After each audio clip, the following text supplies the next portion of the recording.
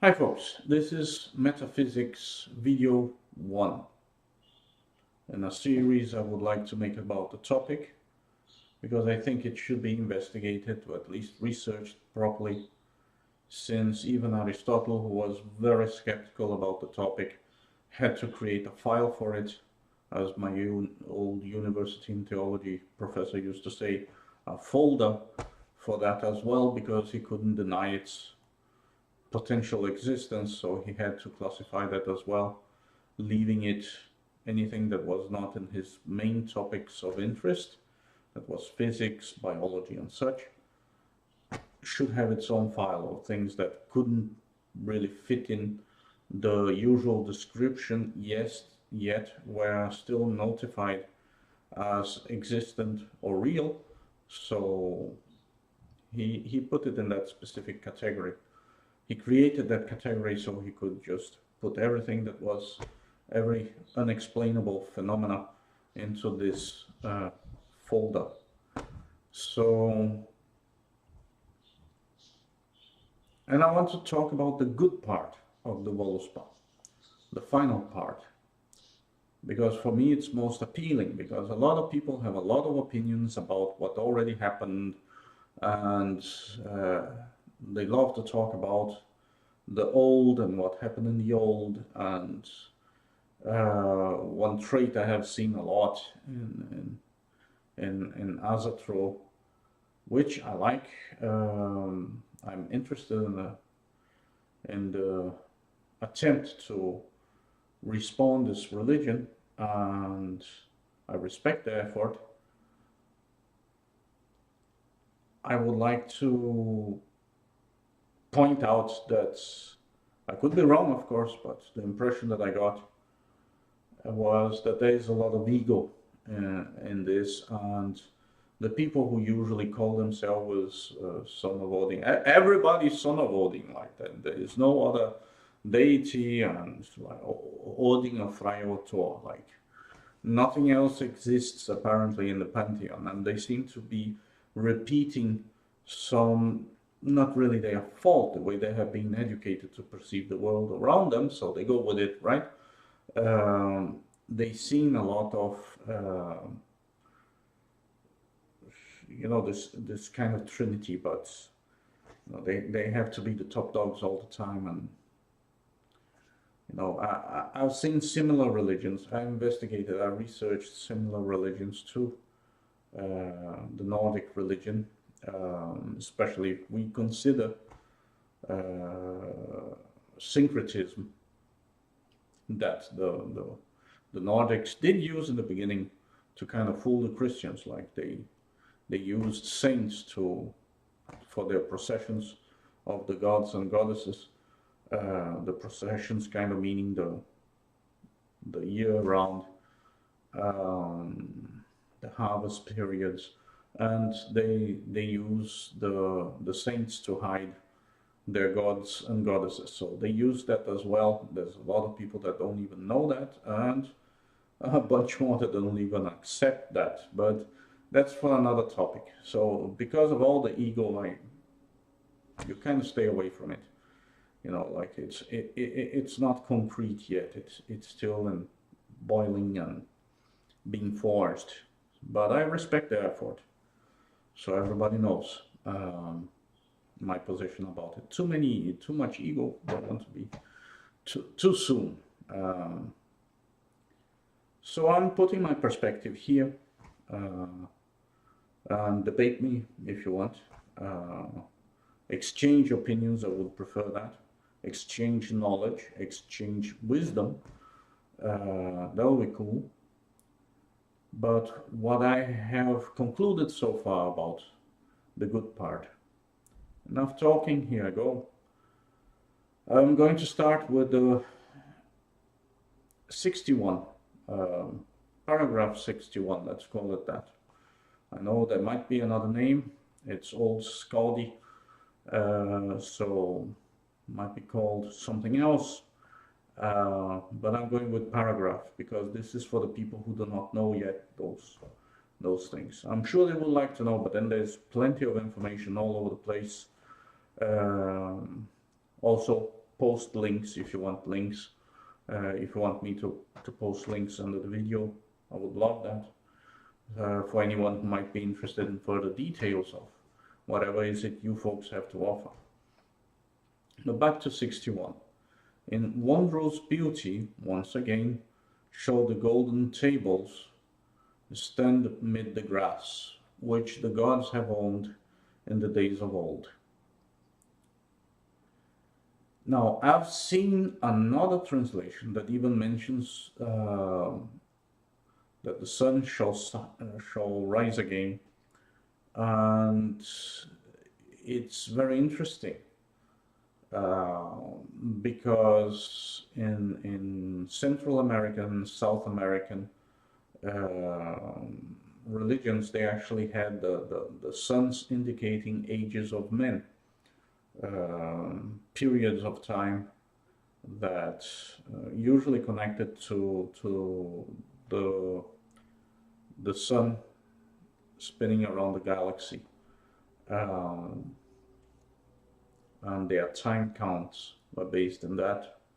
And we just had a big one, like we had a rise of a new sun according to Central and South American religions. So a new age has risen, allegedly in 2012. So it's not that the world is going to end, it's just going to be a new age. Anywho, a passage or paragraph 61 might indicate, after the whole disaster of the ending of the former age, that the sun shall rise again, lands are going to be beautiful, and everything is going to be fresh again. Actually, I'm even wondering if I should do the full poem. No, but this is coming, because mind you, this is relating after the world has been burned to ashes by Sur, the fire giant.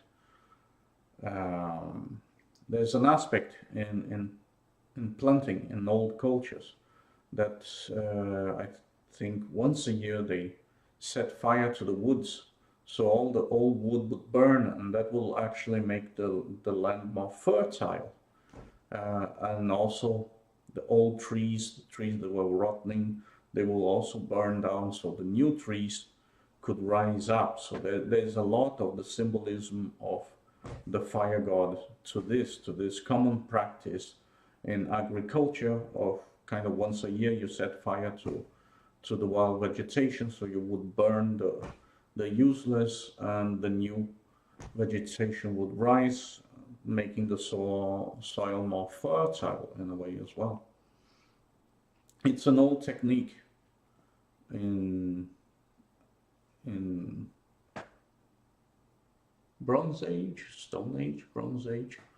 Yeah, because the natives in South America and Central America also used it. But enough, I'm talking about Nordic mythology. Why am I comparing?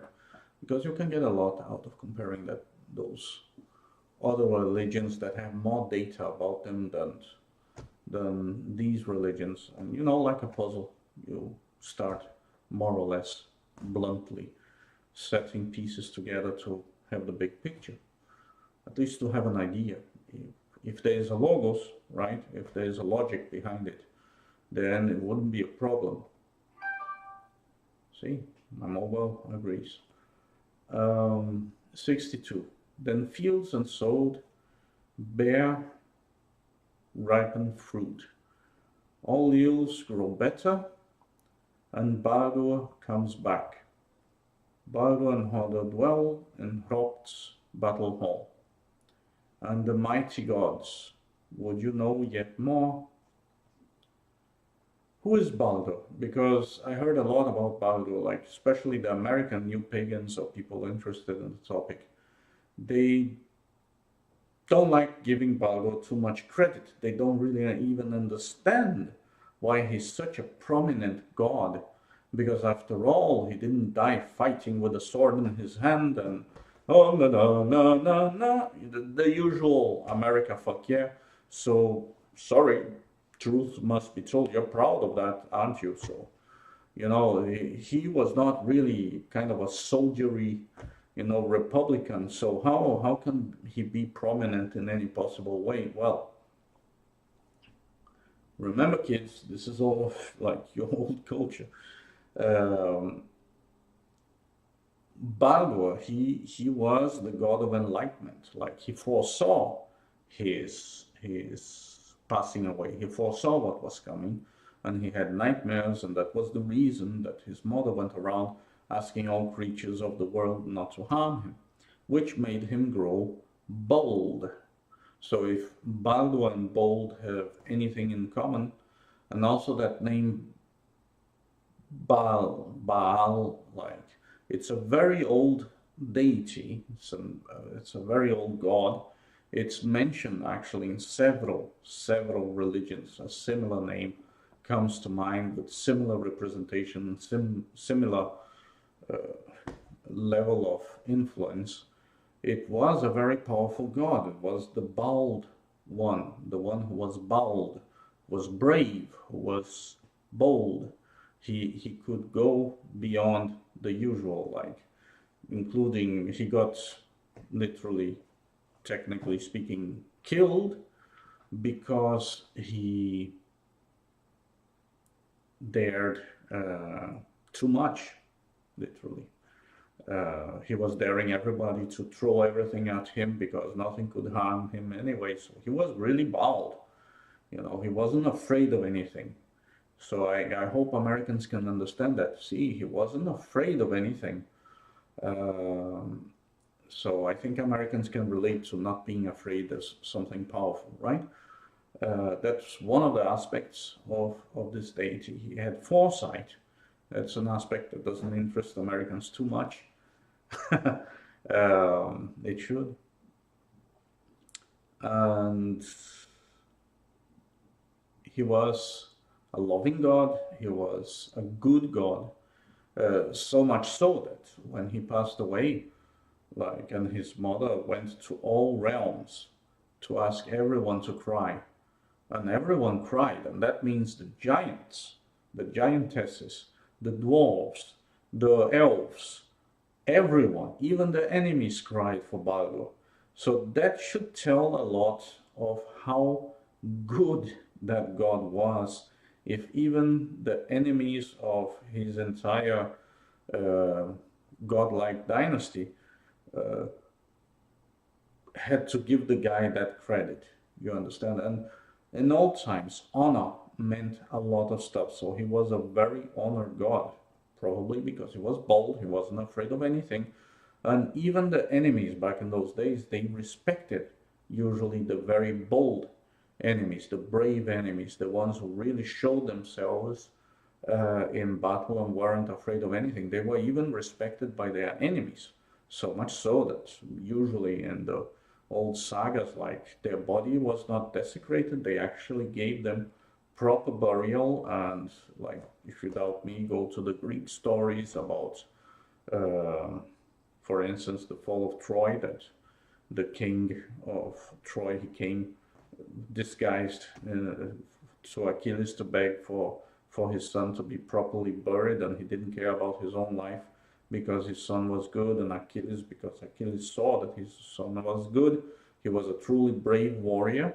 He was very bold, so much so that he fought Achilles knowing it was kind of suicide, but he had to. He did his duty properly without any speck of cowardice.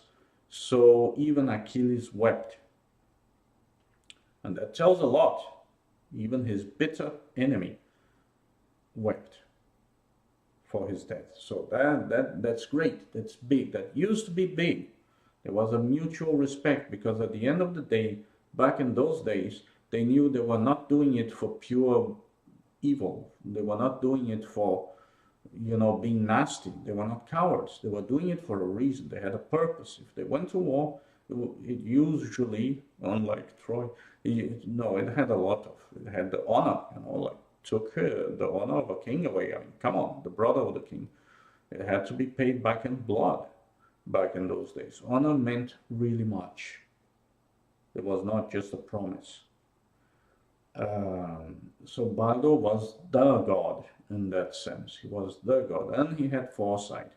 He was kind of a mix of Prometheus, the myth of Prometheus. Again, all the cultures relating how much Prometheus suffered. But Prometheus also returned after the dawn of their gods. So only difference is that in the Greek mythology, humans would rule. Humans would become the gods. But we're getting there. We're getting there. I haven't even moved to the third paragraph here. Paragraph 63. Then Honir. Oh yeah, I haven't talked about Hoda. So if Baldur was enlightenment, what was Hoda? Hoda, if we take the name literally, could mean, I'm saying could mean hatred. Now we still use the adage, hate is blind, or blind hatred, blind hate. When you hate, you become blind to any common sense, to any reasoning. So in the Saxo Grammaticus, for instance, that is very Christian to the core, like they kind of, not only they demonize the gods, they humanize the gods. They make the gods human. They make the gods less holy and just, Odin, he was just a wizard, an evil wizard, and he had those sons and they took advantage of the people, which is not really true. Like they were way bigger than that, and there's several sagas that attest to it. Like they were above all this. One day I'm going to make a video about what is a god, what a god means, because I also can see a lot of confusion in that sense. People don't really even understand the concept of God. They think it's a sky daddy tale, fairy tale, and pink unicorns. But I'm getting there. First things first. I wanted to talk about that first. So what is Hoda? Hate makes you blind. It's also, if Baldur was enlightened and he had foresight, Hoda, his brother, according to some sagas, his twin brother, they were born the same, in the same occasion. They were probably the exact opposites.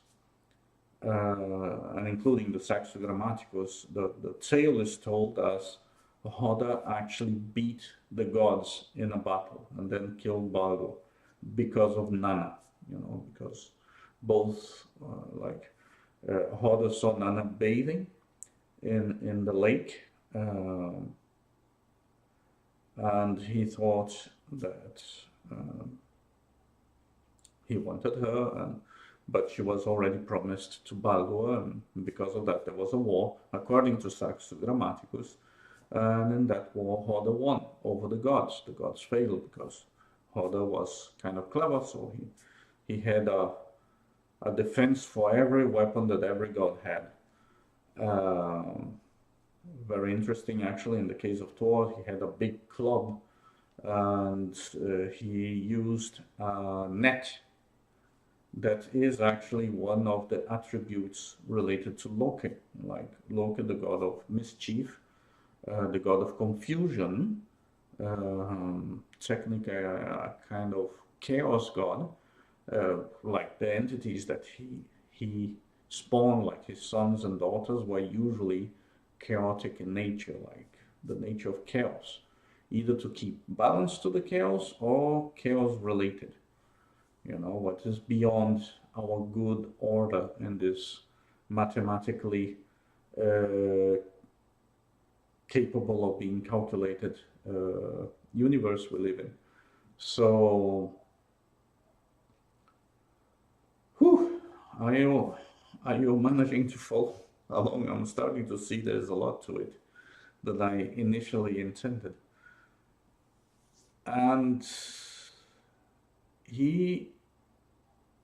one of the things that's actually an advantage, and Then we jump to Sun Tzu, like to give an example. Sun Tzu said, forget all the gods and things, forbid your soldiers to playing fortune before a battle, because they might grow worried, like they, if the fortune is not favorable, they will get scared and they might not fight in their full force because they are worried because the god has spoken and all that. So in order to avoid that, like Sun Tzu was one of the first secularists, like technically the real father of the legalist school in China, that were anti-Confucian, anti-Confucius. I think it's the English corruptel to that name. So he told them to stop with the religion before battle, like 2 days before battle, to make sure that the soldiers would work effectively. The Aztecs also partially didn't have the whole psychological warfare on their side when they had to deal with the Spaniards, because the Spaniards didn't know anything of the local spiritual language or the powers, or they just saw a bunch of hungry people running at them, bringing sticks and stones, you understand? And they had their gods, so in a way, it was a spiritual battle. Actually, for the Aztecs, it was most definitely. It was alleged, so their legends, it was Quetzalcoatl, their version of Baldur in a way, who was coming back for revenge. Do you understand? Because they had betrayed him, so he was coming back for revenge. It was in their calendar, that specific date, that exact date that set the whole thing. So they were actually put down by their own spiritual, like religion. It's very interesting, the irony, karma, I believe karmatic thing, because what they were doing were not really positive rituals. But what do I know, right? I'm a mere apprentice in that sense. I do not know that much. I didn't spend my entire life into that, so perhaps I'm just uttering nonsense. But this is based in the ethos, pathos, and logos that I got from reading those things. I'm drawing those conclusions. I hope it makes sense, at least for some.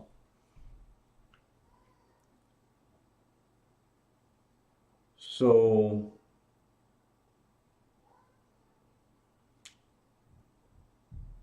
I would say that atheists, to use symbology, they could be considered as sons of Hoda, because they don't believe in religion, they don't believe in anything spiritual, they don't believe in all that. It's, for them, it's just a huge, massive waste of time, because they're not interested in the topic. Hi, Mindrein. Yeah.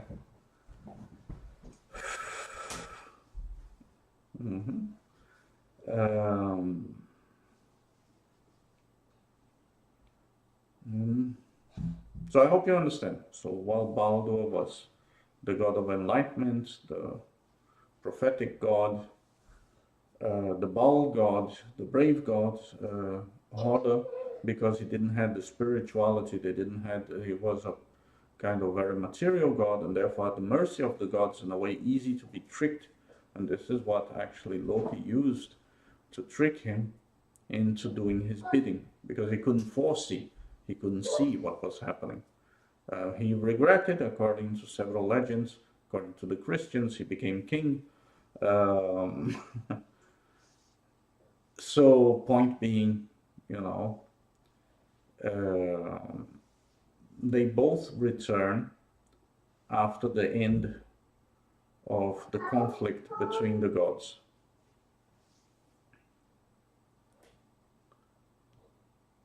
'63, then Honir wins the prophetic wand, and the sons of the brothers of Twegi abide, and Vindheim now. Would you know yet more? Who was Honir? Honir was, according to some sagas, the god. Waar is dit eigenlijk? Oeh, du har en bil. En dejlig bil. Den er så smuk. Den er så fantastisk. Vi ses nu. Hej, hej. Kan du lukke døren, skat? Ja, lad luk døren, ikke også? Nej, nu. Gå nu. Gå. Hej, hej.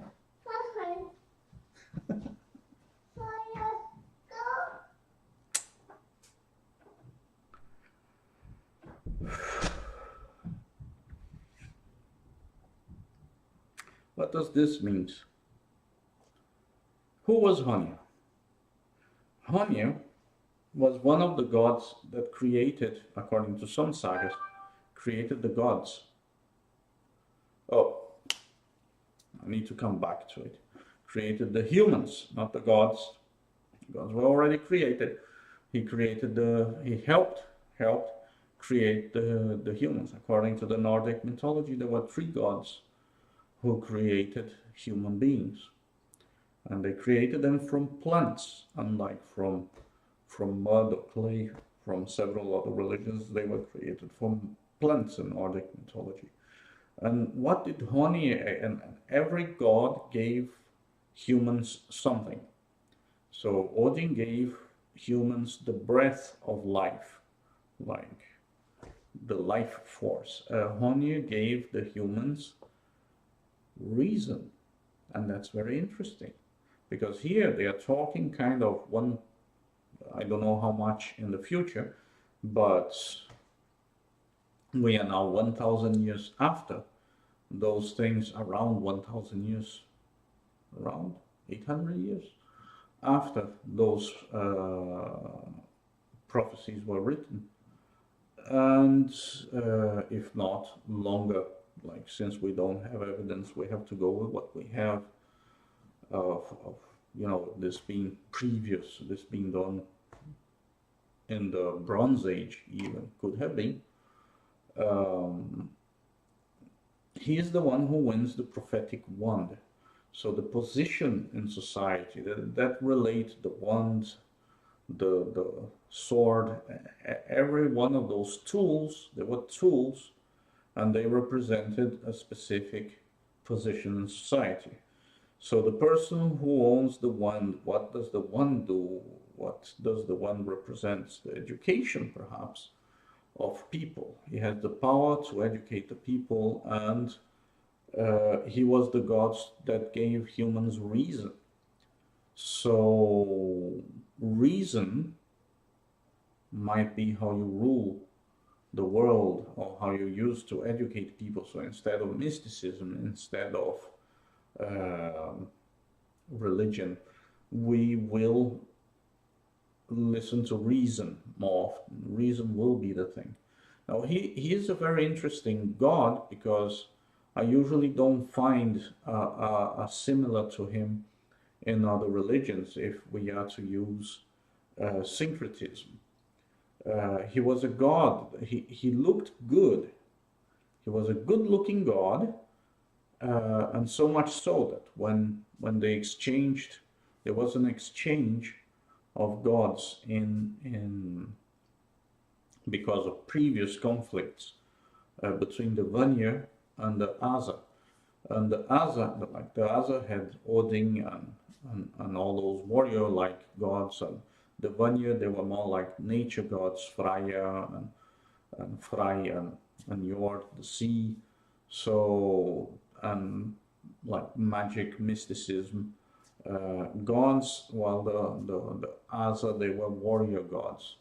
But they made a truce, and in this truce they exchanged gods. So, as a guarantee for the truce, that was a common practice in several cultures, to whenever you had a war and you ended the war, to make sure that there wouldn't be further conflict, you left some of the best, usually sons or daughters, that kind of stuff, prominent people, living with your enemy, and they left some prominent people of their own living with you. So if the truce was broken by your enemy, you had absolute right to just eliminate them if you wanted, you know. Or it was a hope, like further negotiations if it was a misunderstanding. Like, hey, we have those guys still, you know, like, and then they would, of course, if they love their life, they would say, oh, come on, man. Those guys are working all right. They're treating us well. Why are you doing this? So, you know, like it was, it was pre-diplomacy times, and this is how they solved things. The Nordic went a little step further. They usually got married, intermarried. That was their way of solving conflicts. They would intermarry. So, in that exchange, the Vanya, they chose, like the Asa, they sent Honya, and they sent Mimir. Mimir was the real wise god of the Asa. He was the wisest. Like he had the true, if Baldo had the foresight, Mimir lived in the lake where one of the roots of Yggdrasil, the tree of life, the tree of knowledge, was. So he had all knowledge, access to knowledge, like a connection to the internet. If you wanted to check the internet, you needed to go through Mimir. You know, he was the librarian. He had all the books. So Mimir knew a lot, but Honya didn't. Honya looked good, but because the Honya looked good, the Vanya would rather talk with Honya, and they didn't know that it was Mimir who had the knowledge.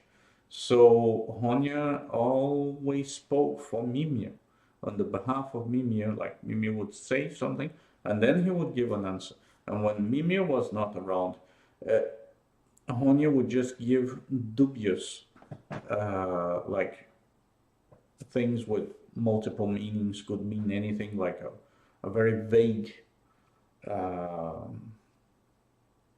response, a vague reply to the Vanya, to the point that they got so infuriated at some point that they just went and killed Mimir, because they didn't know that it was Mimir who was the wise, and they were just infuriated, so they just slaughtered Mimir, like tossed his head around. Odin resurrected his head. Remember, there's a lot of hermetic language to it. Everything means something else in most of this mythology. So Honya was this false appearance, I guess. Like he was the, could he be called, he could not be called a false god, because he gave reason to humans. So he was a god and he had powers. But he was not the wise god. He did not represent the wise god. He represented the good-looking god, if there is such a thing. The charmer, probably. And he gets the prophetic wand. So he gets to tell people what to do and how to behave. And because he gave reason to people, and reason, as we know, is never certain. It's reasoning, the process of reasoning. So while Odin was the violence, the impetus, the guts to the work, he was the reason, he was the voice in the head saying, hey, wait a minute, perhaps this is not a good idea. Do you know where we are going? Like, he was probably the questioning god. So the god of doubt could be. At least not according to his name. That sounds like hen, like the hen, the male chicken, like which has a very special place in Nordic mythology as well. They are usually the warning signs that something is up and something is down. Like they were probably used in time count. The hen houses had, plus the food, you know, you have meat, you have orderly meat, you know how much meat you can have. Like that in those times represented a lot. It represented wealth. Um, so, and the sons of the brothers of Twegi abide. Who are the sons of the brothers of Twegi? Who are those? Who is Twegi? Twegi is a nickname. It's one of the several names to the god Odin. So they are the sons of the brothers of Odin. So it's a reference to Vili and Ve. Vili and Ve has a dubious meaning because Vili can either mean will, still today, can either mean will or it can mean hurt, like ill will. And Ve can either mean knowledge, to know, at Ve, or it can mean at Ve in the sense of to feel pain, to hurt inside. So this dubious meaning is very interesting in the language because, you know, the notion of sacrifice comes to mind. You know, they are probably the sacrificial gods, the gods of sacrifice in order to achieve knowledge, in order to have your will imposed. You need to suffer, you need to feel pain, you need to suffer pain through a certain extent, depending what you wish to achieve, if it is knowledge or wisdom or will. So it's a very interesting game of words, and this is why I say hermetic language. Like, I cannot know for sure,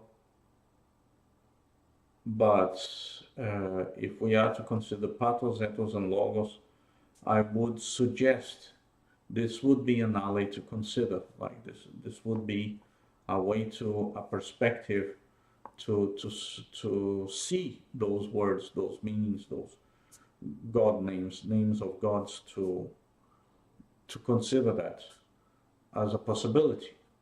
I would suggest looking into that in Vindheim. And here we have, and you also need to know a little more about spirituality, about the metaphysical world, about the ritual processes. Like, he was given the prophetic wand, he was given the power over that specific area. To Honir, from all people, the reason god, the god of reasoning, you know, probably arguing. And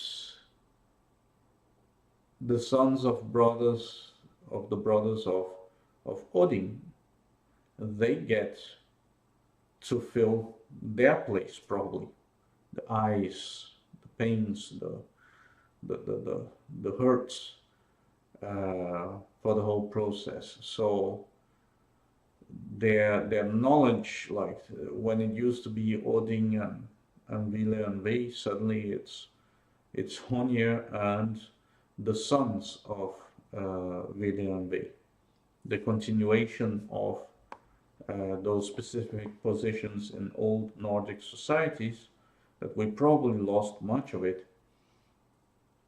We probably have just the bare bones of knowledge of how their society was truly, like, in detail structured.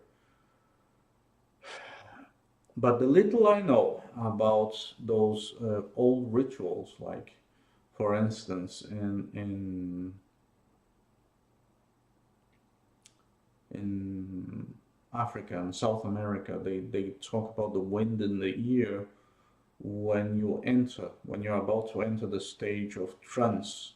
You hear kind of a wind, you can feel kind of a wind. There is even a drum beat for their rituals that is called Bahavent, like. And here they reside in Vindheim. Vind is, if it doesn't mean something else, it could mean something else. Remember, usually those old words, they represent a lot more than just one word specifically. But in the home or in the lands of the wind, where he gets a prophetic one, like the religious position becomes the academic position, as I understood here. It could be understood as that, based on that logic, because if Honir is the god of reasoning or reason, if this is what he gave humanity, and then he gets the prophetic one, he gets to be the shaman. So he becomes a scientist. He uses reasoning, the reasoning process. So hail science comes into play. Hope you watched Futurama to know that reference I just made. Then we move to 64. Now you understand, I hope, why I only took a part of the of the poem. More fair than the sun, a hall I see, roofed with gold. On Gimle it stands. There shall the righteous rulers dwell, and happiness ever there shall they have. And that's very interesting. So it's an allusion. In another translation, the sun is directly referring to the goddess of the sun that allegedly died and passed away or transcended in the process. And her daughter shall take her place, and they shall, like the gods, they're going to dwell in that specific hall. That shall be roofed in golden, like shiny metal, shiny yellow metal. Today we have so many rooftops, like so many types. On Gimlet, like they talk about future wealth, that the hall shall be wealthy. People are going to be richer, which is true. We have never been so rich. We have never been so rich. Never before. Like the luxuries a poor middle class house has are the same that a baron used to have back in the Middle Ages, if you understand what I mean. Like hot water and music when you want to hear music, and all those things, you understand, like food to be cooked very fast, like computers actually that can do your way lot of your job. Like, so we live pretty well in comparison, and we live in shiny halls like apartment buildings and skyscrapers and everything. Like, if they here really foresaw the future and they had those images in their eyes, I mean, they should have been fascinated by it, and the way that they could interpret it is, of course, like that. Now this here is a bit tricky one, the verse 65, because according to some, especially the more purist, it's probably Christian propaganda, and they want to make it very specific that it's going to be Christ. So it's debated, and especially because it breaks the cadence of all the other verses, because all the other verses or paragraphs, or however you want to call them, they are four lines, or three or four, and then comes one with two. So perhaps it's used by Scaldis to indicate the end, or like the song is about to end. Like we have riffs, guitar riffs nowadays to indicate it's close to the end. Perhaps it's that. I'm not so fully aware of how the whole Skaldic system is. I know other people are way more aware than that, than I am. So do enlighten me with details if there's something to it. But some purists believe that this is a tricky one and was just pure propaganda. But because the guy who wrote the Poetic Eddas, Snorri, Icelandic guy, was a Christian, although kind of Christian. It was debatable back in those days in places like Iceland, far away from the central Vatican authorities. So it's hard to tell, but I have to mention because it is with the verses. So there comes on high, all power to hold, a mighty Lord, all lands he rules. Perhaps it's an allusion to the fact, allusion, not illusion, although it's a prophecy, could be considered as a delusion or illusion, but it's an allusion to the fact that the world might be ruled one day by one person, or the purists make an analogy to, no, they're talking about Christ. That's a hypothesis. Another hypothesis could be that they're actually talking about someone who will rule. Or perhaps they're going to talk about that there will be one greater god again, as Odin was the greater god of the Asa and of those days. There will be a new one. And for those who do not know, and you can see they don't mention Odin here. For those who do not know, Odin is not even his real name, the name of that deity. Odin actually kind of means, oh, the one. Do you understand? So, all powerful, a mighty Lord, all lands he rules. But all lands he rules, that definitely does mean more like the material world, the mundane world, Midgard, right, rather than in the skies, like in Gimli, where the gods rule. Because they just said about Gimli, and now they made a little paragraph about the mundane world. There might be, like, Earth might one day be under the power of one person alone. And it's not hard to doubt it when you see that the Queen of England, for instance, she, legally speaking, she has the right over 15% of the lands in the world belongs to that queen, specifically. So, hard to tell, right? There might be a day, I don't know, especially if we start colonizing Mars and stuff like.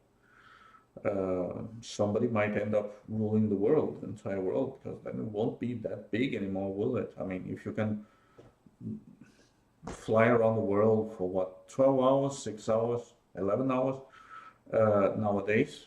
It used to be 12 when I was a kid. I think the Concorde made it 6, 7 hours or something. You know, the world is growing smaller and smaller. Like, it used to take, like when there was the times of colonization, it used to take 3 months to get from one country to go to the Americas and, you know, to the South America and back and all that. And then it became 3 weeks, and then it became probably 3 days, and now we just, you know, like a couple of hours we're there. So it's not hard as a possibility. Or it could mean something else even. It could mean something, you know, metaphorical speaking. Too soon to tell. 66. From below the dragon there comes forth Nidhoi, flying from Nidafjord. The bodies of men on his wings he bears, the serpent bright, but now I must sink. Now, it was common knowledge to those people, according to what I read so far, that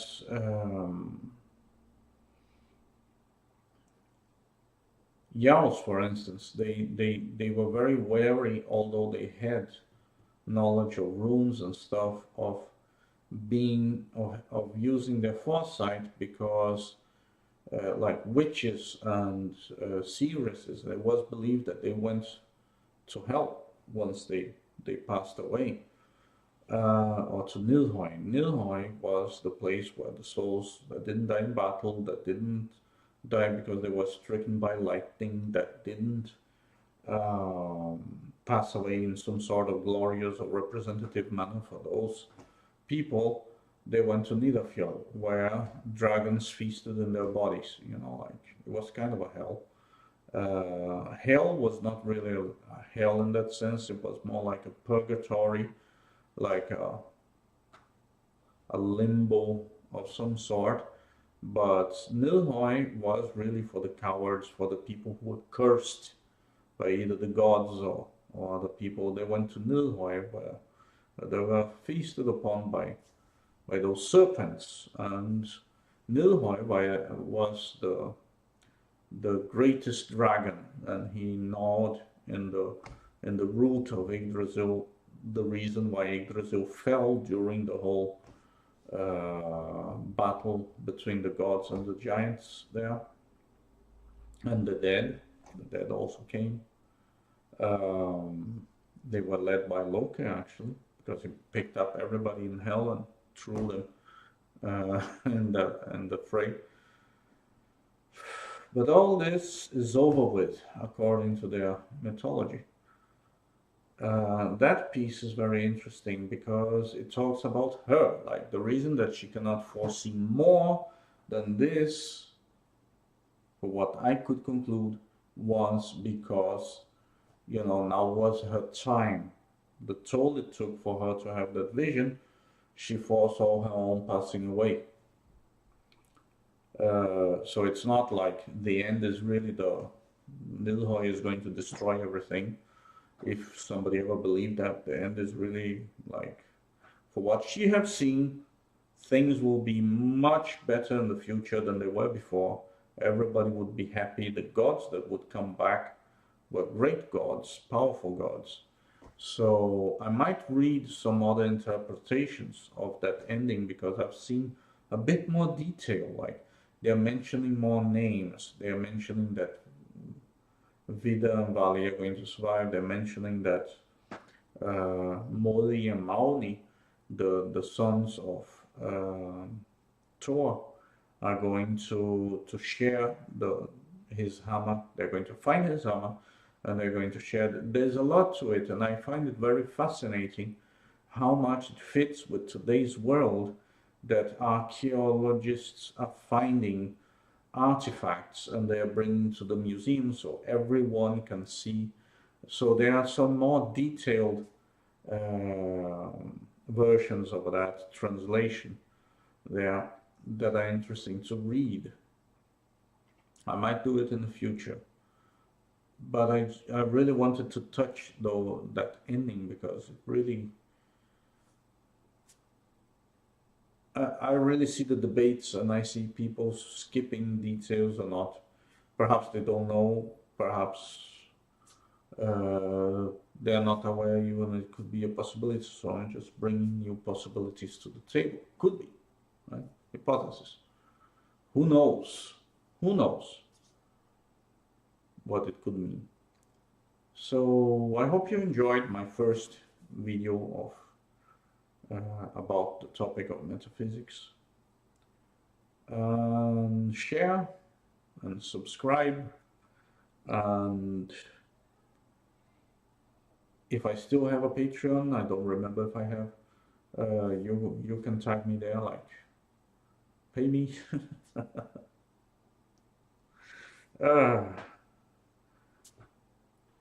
But it would be nice to keep on doing this. I enjoy this, and I hope you did too.